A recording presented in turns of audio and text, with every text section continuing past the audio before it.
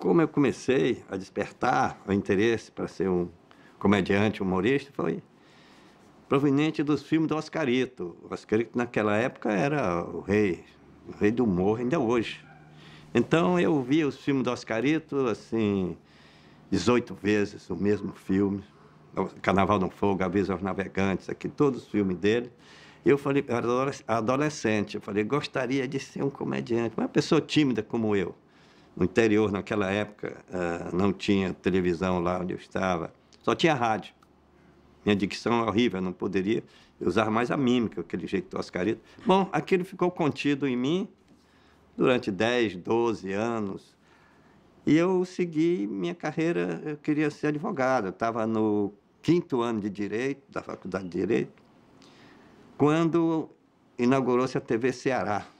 Eu falei, minha chance, mas como eu vou agora deixar de ser advogado para ser um palhaço aqui? Talvez tenha um preconceito muito grande. Mas eu fui lá, eu fiz um curso, fiz escondido, meus colegas não sabiam.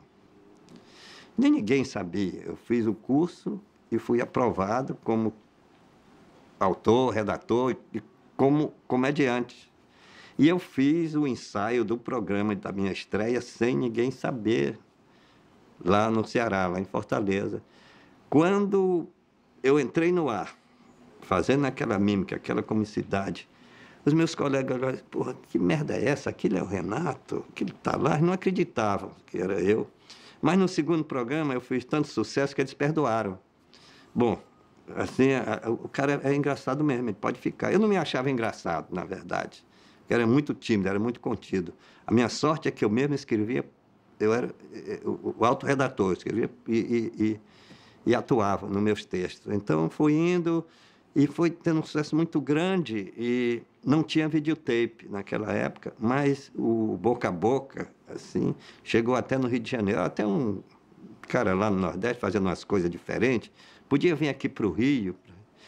E eu vim para o Rio contratado da TV Tupi, não para ficar no Rio de Janeiro. Eu queria aprender como se fazia televisão aqui, que era o celeiro, era a vitrine dos artistas, depois voltar com know-how, tá? Mas que nada, até hoje estou aqui dando esse depoimento aqui. O grupo Os Trapalhões foi se formando aos poucos. Primeiro eu fiz uma dupla com o Dedé Santana. Fizemos uma dupla, tal. Depois a dupla se desfez e eu fiz um quarteto chamado Adoráveis Trapalhões, que era eu, Vanderlei Cardoso, Von Cury e Ted Boy Marino. O programa foi muito sucesso, explodiu, mas cada um tinha seus compromissos. O Ted ia lutar telequete, o Ivon ia fazer cinema, o Vanderlei ia cantar, e o programa se extinguiu depois de 1 ano e meio. Aí o Dedé voltamos à dupla, Didi e Dedé. Aí fomos para uma outra televisão, que chama a TV Record, antiga, que era da família Paulo Machado de Carvalho, e nós fizemos um trio. Era eu, o Dedé, e eu precisava de mais um. Eu falei, Dedé, tem um negão ali no conjunto Originais do Samba, é muito engraçado, ele toca, mas ele faz uns trejeitos, aquele negão bonito com aquele... Parece pedrador de dominó, aqueles olhos brancos assim, olhando. E aquele cara vai lá, contacta com ele e traz aqui. A gente vai dar um polimento nele. E não deu outro. O Mussum chegou, já agradou de cara e tal. Aí nós fomos para a TV Tupi de São Paulo, que era para fazer um programa de 2 horas. Eu falei, não aguento fazer um programa de 2 horas, precisa de mais um. Mas eu já tinha uma carta na manga, que chamava Mauro Gonçalves. Era um ator de teatro, que era o Zacarias. Era um mineiro e tal. Aí formamos o quarteto, foi a cara do Brasil. Olha, foi muita dedicação, foi muita responsabilidade, profissionalismo de todos nós, que a gente levava aquilo muito a sério. E, ao mesmo tempo, o quarteto era a cara dos Trapalhões, porque era, vamos dizer, um nordestino, quer dizer, que tentava ser esperto para sobreviver, que era o Didi, o Dedé, que era o galã da periferia, ali de São Paulo e do Sul, o Mussum, que era o malandro de humor, naquela gíria toda dele, na ginga dele, e o Zacarias, que era um mineirinho ingênuo, que atingia muito as crianças. Ele atingia lá até 5 anos de idade, como se fosse um desenho animado ao vivo do nosso lado. Então, nós fizemos tudo isso no Brasil. Porque o pastelão não tem idade nem fronteira. A criança do Brasil, da América Asiática, tudo, ela ri daquilo como se fosse um desenho animado. É circo. O circo não pode morrer, nem vai morrer. O circo pode ficar eletrônico, pode ficar cheio de computadores em volta, mas é o eterno circo de Soleil. Então, eu acho que isso é sobrevivência de quem faz humor para a criança contra a tecnologia de hoje, porque a criança hoje ela é muito dispersa. Você tem o computador, tem a internet, tem os joguinhos, tudo, mas aquilo ela cansa e volta para o circo e volta para o pastelão. Os bordões dos Trapalhões, muitas vezes ele nasce do povo e eu devolvo. Eu ouço do povo e devolvia. Muitos eu criava. Então era isso, era uma eterna troca. Eu ouvia. Um dia um amigo meu me ligou e disse: Renato, eu estava na praia e vi uma coisa muito engraçada. Um cara estava quermalando na praia e passou uma moça bonita, ele olhou e falou: tesouro. Eu falei: poxa, isso aí já pegou. Aí botei e fiz tesouro. Toda mulher que passava bonita, eu dizia, ficou aqui. E nem me lembro, são tantos que a gente criou lá, que até hoje é um Piscite, da poltrona, pode parar, não me lembro agora. Cuma. Meu Deus do céu. Aí Vareia, aí vai longe. O nome e o sobrenome do Didi, ele nasceu no susto, assim. Eu estava fazendo um esquete onde eu era um pobre nordestino, procurando emprego, preenchendo uma lista de inscrição. Aí, como é seu nome? Didi. Aí o cara falou, de quê? Aí eu falei, Didi Mocó, Sorrisé, colesterol, Novalgina, Mufumo. O que veio na minha cabeça, eu joguei, e era o programa ao vivo, aquele auditório explodiu. De que estão rindo? Eu pensei que tinha alguém atrás de mim, mas o bordão foi pegando, e até da segunda vez eu nem me lembrei o nome que eu tinha dito. E ficou, cada vez que eu dizia, eles riam, aí ficou. É muito difícil dizer qual foi o melhor momento, tudo, são 25 anos. Na verdade, eu não sei te dizer. Eu gostaria que o público dissesse, porque ele é quem sentiu aquela emoção, aquela alegria de quando chegava às 7 horas da noite.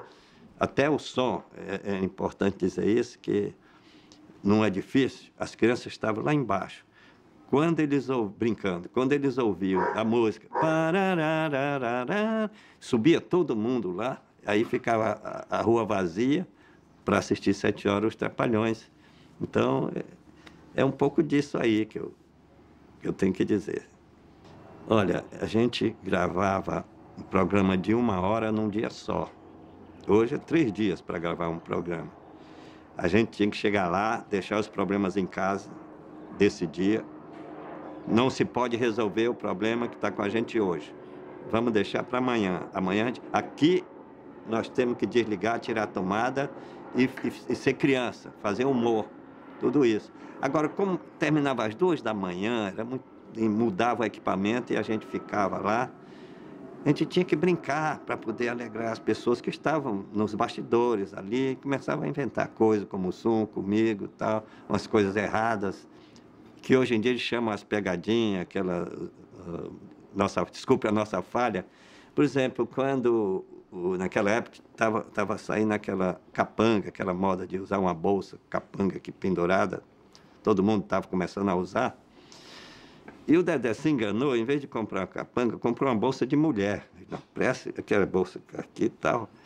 Daí nós estávamos no camarim, a gente começou a brincar, chamou a bolsa essa é a bolsa da tia Cotinha, que a minha tia usava. Aí ele, coitado, ficou sem graça. Bom, aí fomos ensaiar, entrar no quadro. O sketch era que a gente ia para um velório lá. Aí a gente entrava tudo triste e tal. E eu peguei a bolsa do Dedé escondido, entrei com ela em cena. Entrei e estava lá triste. Aí quando o Mussum e o Zacarias olharam para a minha bolsa, aí nos seguraram, aí começava a rir. Para, de novo. Aí a gente entrava, a mesma coisa, não se continham. de ver aquela bolsa do Dedé, que tinha sido motivo de gozação com ele alguns minutos atrás. E o diretor dizia: pô, vocês estão rindo de quê, rapaz? Vocês estão no velório, vocês têm que estar tristes. Eu voltava com a bolsa de novo. Aí foi que se revelou a história lá. Então a gente começou a fazer isso, brincava, fazia.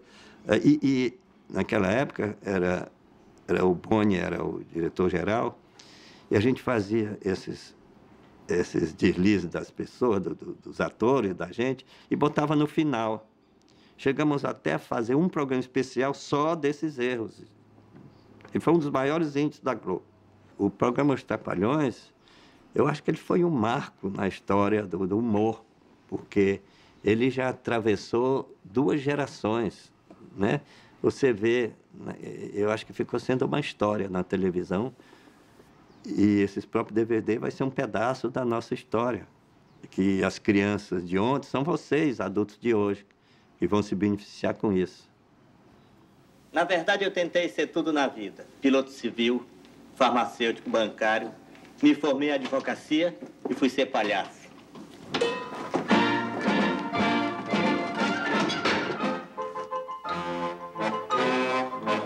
Imagina se dá certo. Hoje ia ter mais um advogado circulando pelos fóruns de Fortaleza ou de Sobral. Mas o título de doutor em Direito para o Renato Aragão foi só um título. Os títulos, o prestígio, não vieram nem com o diploma de advogado, nem com o futebol. Sim, porque Renato jogou muito no Ceará. E dizem até que ele era bom de bola. Mas o que Renato queria mesmo era o humor, o riso, a alegria. E foi fazer o Vídeo Alegre na TV de Fortaleza. Mas o Ceará ficou pequeno e Renato Aragão veio para o Rio e São Paulo. O primeiro passo para conquistar todo o Brasil. E formou logo um grupo, com o cantor Ivon Cury, o lutador valentão Ted Boy Marino e o galã Vanderlei Cardoso. Isso até encontrar o companheiro ideal, o ex-artista de circo Dedé Santana. É isso aí. Meu pai, o Oscar, minha mãe, Ondina Santana, eles trabalhavam em circo. Consequentemente também, eu nasci no circo, na barraca de um circo. Um dia eu fui obrigado a fazer também papel de palhaço, porque não tinha outro, então me botaram eu. Mas, engraçado, eu como palhaço, ninguém dava risada. Ninguém achava graça de nada. Eu fazia mil, pulava, saltava, e ninguém ria, né? E não dava para viver só de circo, então o que eu fiz? Fui trabalhar em fábrica também. E trabalhando numa fábrica, eu chegava sempre em cima da hora do espetáculo. Chegava correndo, me arrumava. E uma dessas vezes, eu cheguei correndo, me arrumei correndo e senti que o público ria demais. Entrava em cena, tudo que eu falava eles achavam graça. Fazia uma cara, eles achavam graça. Aí fiquei meio espantado. O pessoal aplaudiu muito quando terminou meu número. E quando eu saí de cena, eu falei para o meu irmão: ô Dino, você reparou, rapaz, eles nunca deram risada comigo? Como é que eles riram tanto hoje, né? Aí meu irmão falou assim: Dino, é que você esqueceu uma coisa. Eu olhei logo para baixo, pensei que tinha esquecido as calças. Mas não era, não. Eu tinha esquecido mesmo de pintar a cara. Então...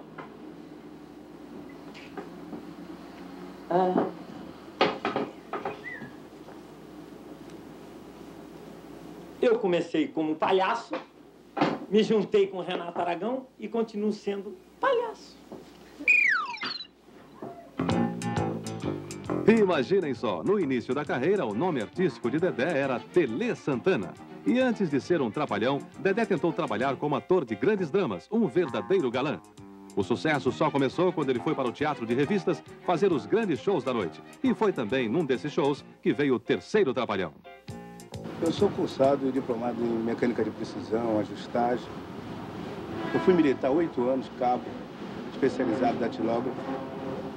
Depois entrei para o mundo do samba, fui líder do grupos originais do samba durante 20 e poucos anos. Hoje sou trapalhão, sou palhaço tranquilos. Ai, cacete! Antônio Carlos Bernardes Gomes, carioca, mangueirense. Mussum correu o mundo com os shows de Carlos Machado, sempre com o conjunto Os Originais do Samba. E fazia tanta graça, tanta brincadeira, que acabou como um verdadeiro trapalhão. Ele e um ex-comerciante e ex-galã de novelas do rádio, Mauro Fátio Gonçalves, o Zacarias.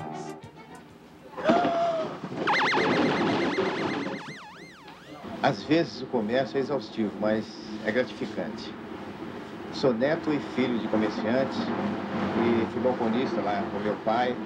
Vendi muita coisa na rua, já vendi bijuterias, vendi samburá, fui engraxate. Aí fui para Belo Horizonte estudar, fui radioator, locutor, teleator, vim para o Rio de Janeiro, conheci os Trapalhões e virei palhaço.